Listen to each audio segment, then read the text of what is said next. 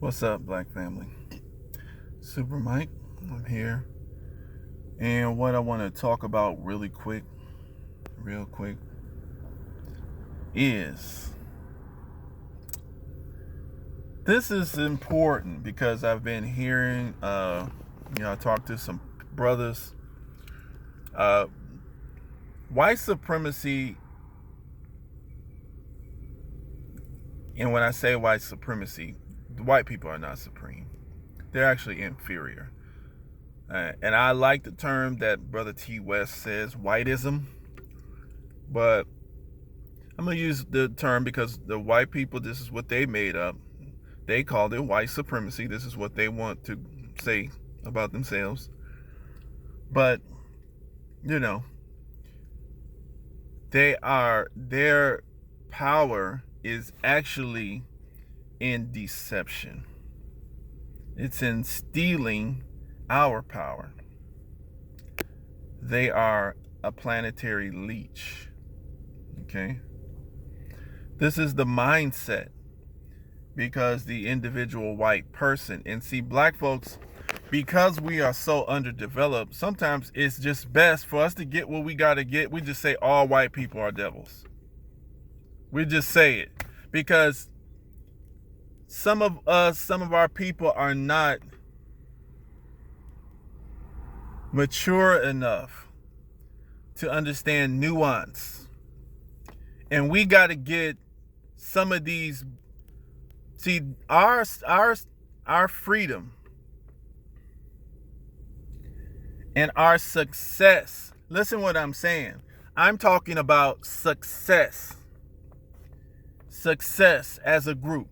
I'm talking about not wild going out getting yourself killed because the white man, the devil, chose to murder us, a couple of us. They can kill 1,000 of us, because they have us under their control. Their forefathers did the work to deceive us. We're not in a spot where we can successfully mobilize the necessary power, organized power in our community to defeat these levels of plans if they want to kill, a couple, 10 of us, 20 of us. We're just not at that level. Now we will get to that level, and we are moving toward that level. But unfortunately, our people are not advanced enough. And let me prove this to you. First, I'm going to tell you the way that this going to succeed. Our success is sequence driven, not period of time driven. These sequence things must happen. And they have to happen in a certain order. Otherwise, you don't win. You cannot launch. I know y'all walking around with guns and stuff. That's fine. Actually, that's part of the, process. First of all, our people en masse, and I'm talking about at least 1 million, a lot of us have got to reject their leadership. We have to, our people cannot, this got to come into our hearts. You see, because a brother Jabril, I believe, he said that the messenger told him, man changes when you change his heart. Then his behavior changes. You can spit out facts and figures all day long for 100 years, and he will agree with you. Yes, you are factually correct. But if his heart does not change, his behavior will not change. And you know that with your own children. You can sit there and tell your daughter, you can sit there and tell your son, this is what's going to happen to you if you continue this behavior. If you don't reach that child's heart, through whooping their ass or somehow. And usually it's a trauma that reaches the heart of the people, of the person, and then they say, damn, I got to get myself together. If they survive that trauma, and then the behavior changes. You see? And this is what's happening to us. Number one, black people, we have to reject the leadership of the enemy. Okay? Then, once you reject the leadership of the enemy, then you will show that. It will be proven in your behavior. We won't have to rally the troops and boycott. We will not do it. We won't go to them and spend our money because we would just not want to spend our money with them. We would hate giving them our money. It will show in our behavior. It doesn't take speeches. It takes situations in enough people's lives. And it takes time. Because you have to have a foundation. Then you have to have leadership develop in your community that's loyal. So first you need and what I call, this is the soldier type. So these people will be your infantry. It's not about a bunch of education. These people will be the risk takers. And usually they will be considered criminals. This type of behavior will be most often found in jail in this situation, because we got to realize our enemy controls this system. And so they know these categories of human activity must be accomplished before a group can do something on their own. You have to have a military. You gotta have risk takers. Those are your soldiers. Those are your patriots. They are willing to go fuck somebody up on orders, right? They're willing to take those risks, okay? Because they love the group. Because this boils down to love of the group, love of self. So we have to have love of self. You have to reject the enemy. You have to cultivate your risk takers. Okay, now once the risk takers are there, they will protect the leadership, the budding leadership. This is how we grow. A nation, a community is grown like a plant, like a baby. You don't just pop off and just run shit. Now, in the 60s, when we did all those riots between the 50s and the 60s, those riots, all of those urban uprisings, they were called riots by our enemies. Those urban uprisings, we like to think that they didn't accomplish nothing. Yes, they did. Because they showed our enemy that our risk takers were there. We had too many. When you see people in the middle of the street fighting back the police, fighting the police dogs, burning down cities and stuff, and white people, the regular citizens, leave the city and go somewhere where they can protect themselves, they wanted to separate from you. See, because they don't accept our leadership. I'm just getting y'all to see these are the type of behaviors we are looking for before we can make the next move. Everybody want to destroy the enemy. But if you can't successfully do that, you don't want your budding establishment to go out there and destroy the enemy. If there's a few of us, just rogues, go out there because we pissed, make it happen. Just make it happen. And that also, when those type of rogues go out there, it tells the organized, the new system, your loyal leadership, it says, damn, we got soldiers out there. So they'll go out and organize those soldiers.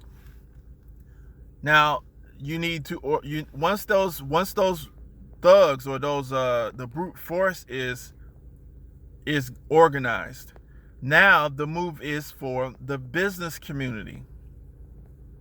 You got to get your business leaders, and it's a different language. One language gets the soldiers. That is a rough language. That is the revenge language. That is the harsh language of hatred toward the enemy. That attracts the soldiers. When you're going for the business community, okay, that's a different language. That language is a little bit more refined. It's not attracting the soldier no more as much. The soldier might feel rejected, but it's not. But these things have to be done in layers. Once you have enough of your business communities, once you can get your business side, which is your intellectual side, this is your natural leadership.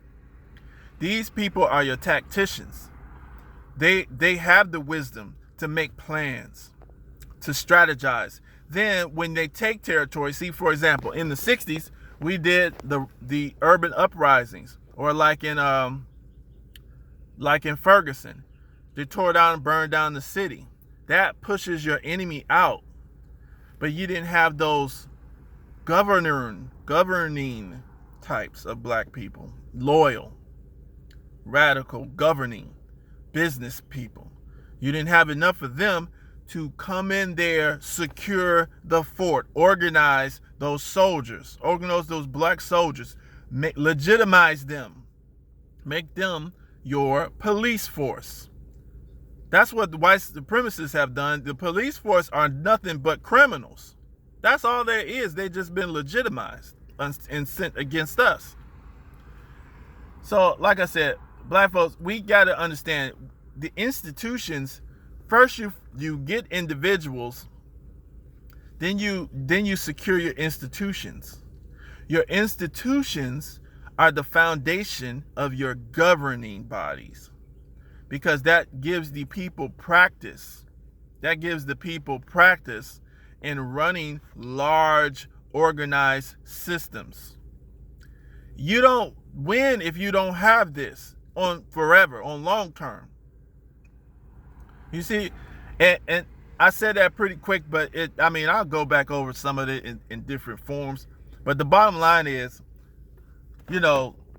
some of us can, if you go out there and take revenge acts, like, for example, I seen a brother, they put out, oh, this is why the Nation of Islam got rid of Dr. Collet. And it was showing speeches about how he, was talking about, you marching and, we wasting time marching. We need to go out and kill the enemy. And so, but the point is, Dr. Collet, he was doing it too early, because that type of talk, he was the reason why the minister, one of the main reasons the minister, because Dr. Collet knew what was up. Dr. Collet actually, he knew he was trying to give his life, but he miscalculated, and he intentionally said this. He knew that he was setting himself up to be killed. But that's when his mind, he's thinking he's going to accelerate the process. But you cannot accelerate the process, because the only way you can accelerate the process is with the teaching. And the folks who know what's happening, their job is to get busy with organizing the systems and running and practicing running organized systems. Because as soon as the people get free, they're going to need to eat. So you're going to need to know how to farm. They're going to need to organize defense. They're going to need to organize systems of resource distribution, businesses. They're going to need to learn how to make international contacts, friendships, in other walks of life, get supplies. They're going to need, that's what happens. That's how it works. You're not going to be, when you do what need to be done to permanently solve this racism problem, black people, you ain't going to be part of the United States of America no more. That's the only way to solve it. You came here as property.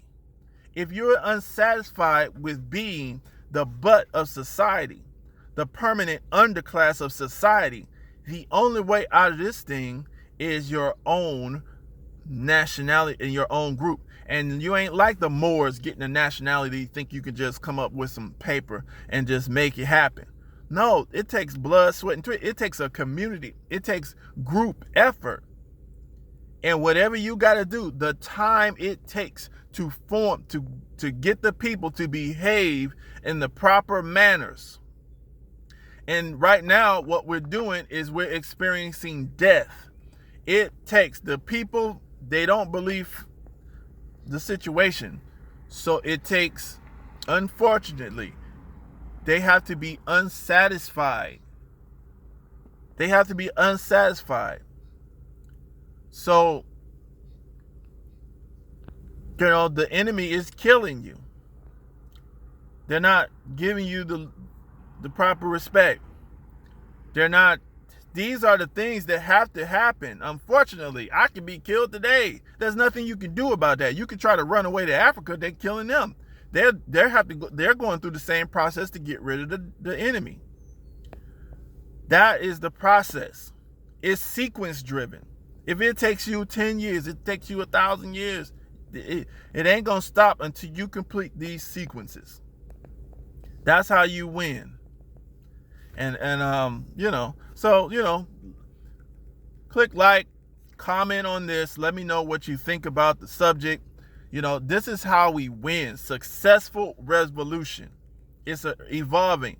This is how it's done. Permanently solving racism. You can't accelerate. You can't go out there and just start, killing the enemy and win. That solves nothing for the overall group of people. You have to have enough people who are on code, who can organize, control territory, and protect it. This is the reason why white people get so mad when black folks move into the community.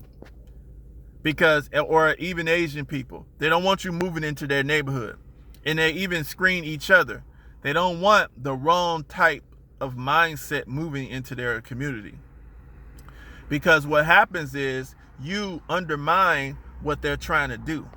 So if we was to say, okay, the black first mentality, black people, we're going to occupy, let's say, a town in Alabama. We're going to occupy it. Once you got to own the land, and the person's group who owns that land, we build our housing, but anybody just can't get in there. You systematize your criteria, and you get ownership within certain groups. That way you can screen the type of thinking who can occupy that territory. Once you have a community who thinks a certain way, now we know how to box the wrong folks out. If a Chinese person comes in there and tries to copy up our stuff, we don't sell them that place. That's how it works. That's how every nation does it. And these are the tactics that you must learn. It's not racism. It's protecting your mindset and your way of life. You got to do that. Until you learn how to do that, you will prolong your death. And this is nature showing you're doing something wrong. Kill you again. Kill another good brother. Kill a whole family. And we get angry. They don't give us righteous justice. This is telling our community we're doing something collectively wrong. And then we don't believe it. Kill another church full of black folks. Mass shootings. Just stick your kids in school with Ritalin. Force feed you coronavirus vaccines. Cancer in everybody. And no justice. And everybody, black folks get mad and we want to protest. That's letting you know we're doing something collectively wrong. Right? And until enough of us get mad enough to do the right things. The right things is moving among ourselves, clusters, with black first mentality. So this means that we have to, and you can't diss religion, because it's going to be some religious folks in there. It's going to be some non-religious folks in there. You got the criteria is loving black people and maintaining the sanctity of our community, right? That's your criteria. Those folks will organize, they will systematize, and then they will grow. The other people will continue to do the stupid stuff, and the other black folks who not practicing the right behaviors, they're going to get mad at the black folks who are practicing the behaviors, because they're going to want us to defend them. And all we can do is keep telling you, we're not going to waste our good people defending you if we don't have enough to win. Why would we send out people to, die who have families because y'all don't want to listen?